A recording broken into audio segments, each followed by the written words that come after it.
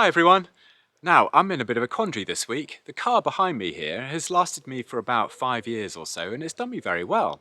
The problem is that two independent garages have told me now that they can't really do anything for me on the various faults that I've got with it, and it's really frustrating because, to be honest, I really like this car. I don't really want to get rid of it, but my hand has been forced.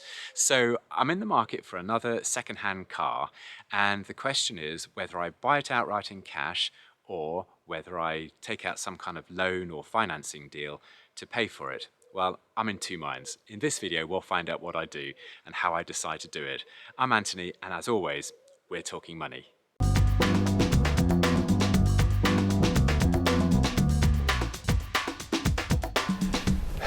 Right, back in my YouTube office now.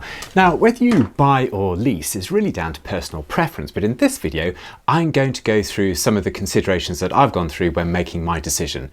The first thing to note is that all cars are depreciating assets, and as such, whatever you spend on a car, whether it be through leasing, finance, outright purchase, the very nature of a depreciating asset is that you will lose money over time.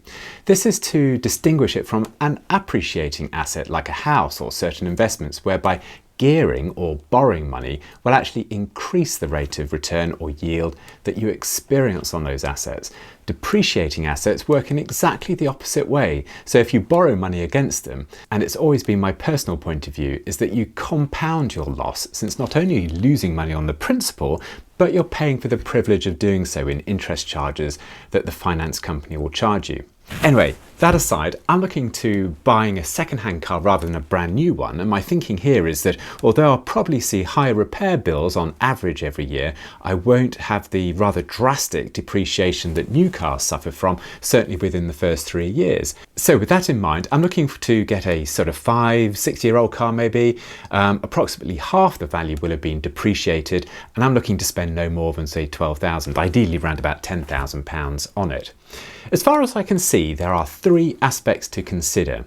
If there are more, then put them in the comment section below, because I'd really like to hear from you guys. But for me, I think the 3 most important things is opportunity cost, which we'll come on to in a second, cash flow, and inflation. Each of these needs to be considered in my decision to use either cash or finance. Now, I am in the fortunate position that I do have cash if required, and I've also got to remember that if I still have cash, then it itself is going to go down in value by the current inflation rate, which is approximately 2 to 3%. If I was to finance £10,000, I'll probably be looking at sort of 6 to 7%, perhaps cheaper if I got a personal loan. But I'll be able to keep the cash and use it for something else, maybe dividend stocks that would pay more than inflation. So if I use cash, I can't then use it to do something more profitable with it, and this is the opportunity cost of using cash. The other consideration is cash flow. If I purchase in cash, I have no ongoing financial commitments every month, and therefore my income every month is not going to be taken by debt servicing. So therefore I can use that saving on something else. Or alternatively, I may not have to work so hard in order to earn the income to pay for this debt servicing. So it's not quite as straightforward as it first may seem, and there are lots of variables.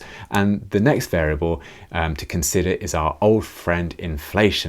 In times of very high inflation, then it makes a lot more sense to have fixed monthly outgoings, because inflation erodes the value of those fixed expenses.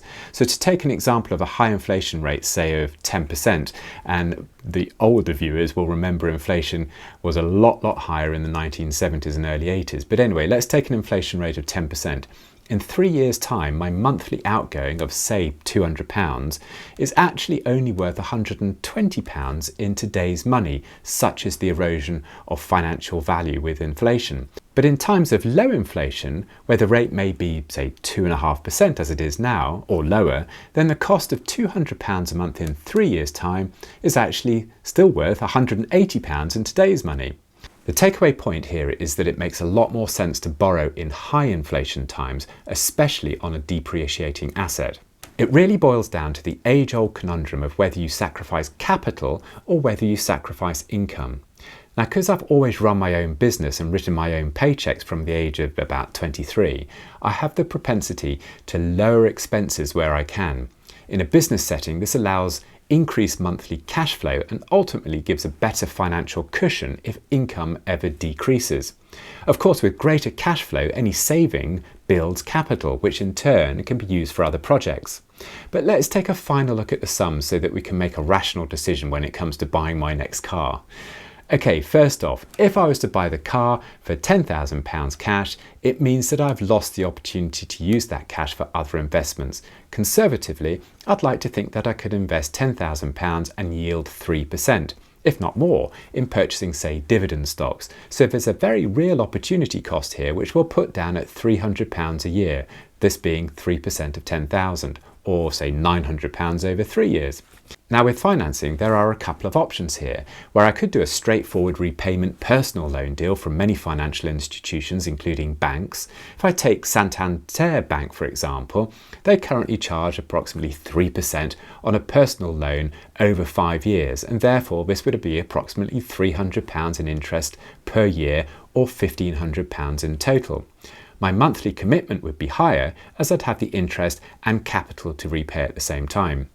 The other option is to use the finance company that the car seller uses, the ones that they're usually pushed at the garage forecourt. These deals tend to be more expensive, and I've seen quotes around about 7.9%, but they do vary quite a bit. But 7.9% would be about £790 a year in interest. So in the cold light of day, it boils down to 3 factors for me: my view on inflation over the next few years, my preference of keeping my monthly outgoings as low as I can, and finally, whether I can use cash more profitably or whether cash is the least expensive option. Therefore, I've decided to buy my next car in cash. You're going to scream at me for making the wrong decision here, I can tell, but this is costing me in lost yield, but I don't have any monthly commitments, and this is a bigger consideration when working for yourself. You may well disagree, so put them in the comments section, as I'll be interested to know. I also know that if I were to finance a car, I could possibly get a better deal, but for me, I don't really need a fancy car to do anything other than to get me from A to B and to be able to tow some things around. You may well have some additional views on whether this is the right or wrong decision. I'd love to hear from you in the comment section. I don't have any problem borrowing money, but I tend to do this on assets that I think are going to appreciate. Cars and other depreciating assets for me don't fall within this bracket. You could very well argue that I'm making a big mistake, and well, that always makes for a good debate anyway. So what did we end up with in the end? Well, we went for a VW Tiguan in the end, partly because of its pulling power.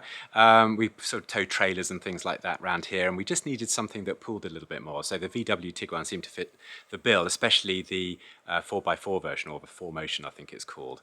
And this here, so I'm quite pleased with it so far. Touch wood, and we'll see how it goes. But no, the other car will sadly go this week. And that's a shame really, because if it hadn't gone wrong, I wouldn't have got rid of it. But anyway, that's life. Anyway, I hope you've enjoyed the video. If you have, then hit that subscribe button and the like button. That definitely helps us out as well. And I'll catch you in the next video. But I'm Anthony, and as always, we're talking money.